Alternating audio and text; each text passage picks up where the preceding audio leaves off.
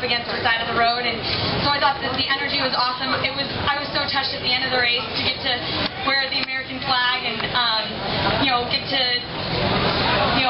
give high fives to people that were along the side. It was so neat to really get to connect with the running community and fans and stuff like that. So I thought it was wonderful. Did you describe the course after fans? Did you know where they kept going?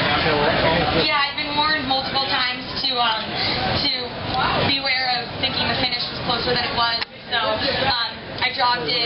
walked it, and then I also jogged it this morning, and made sure I had a clear idea. But they did such a great job of marking every quarter, 200 to go, 100 to go. So yeah, I didn't worry about it. So the battle that you two had, how would you compare it to a battle in the last lap?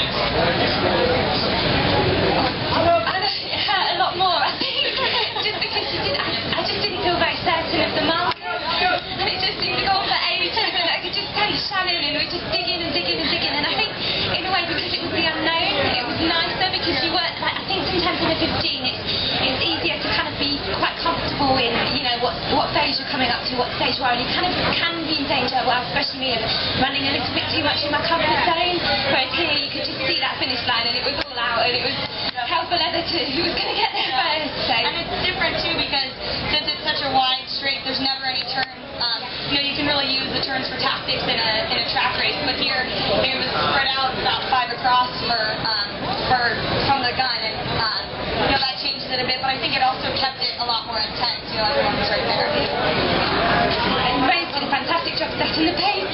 Yeah, she really went for it, and it was brilliant. It just really ferocious all the way through.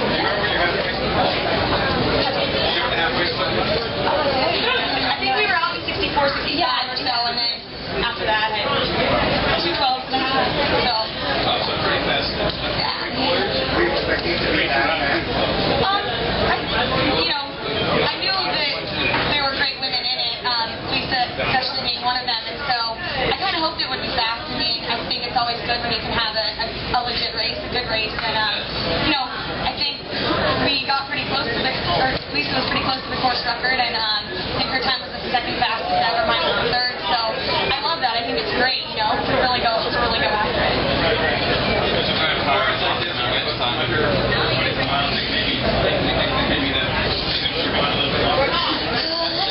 I've got one last race in Newcastle, so Shannon's very welcome to come and join me if she would like. That's on the 4th of October. So tiny little bit more to go. One last push, but that was hard. I felt tired. I think for me,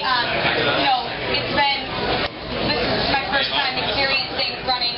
In college, the season ended in June, and so this has been one new experience after another.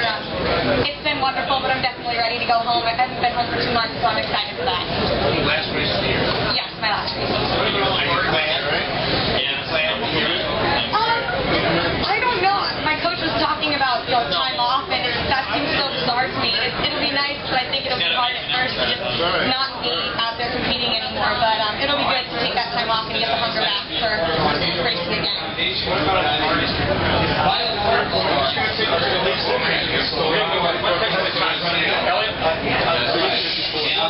Third place today in the Olympics, you're coming to 4 minutes, 25 seconds.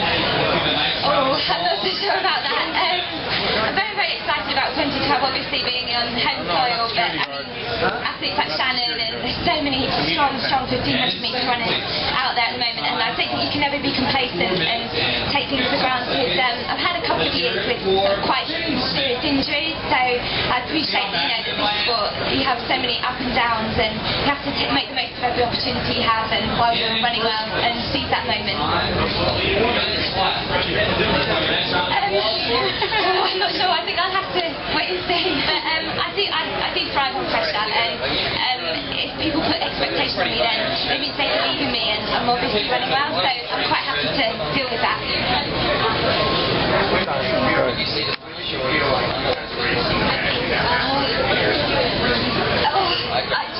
Every step of the way I was thinking, Shannon's coming past, so it was only actually when I felt that taste go across my tummy that I was certain that I'd won it. There wasn't any point that I felt confident or comfortable in that race.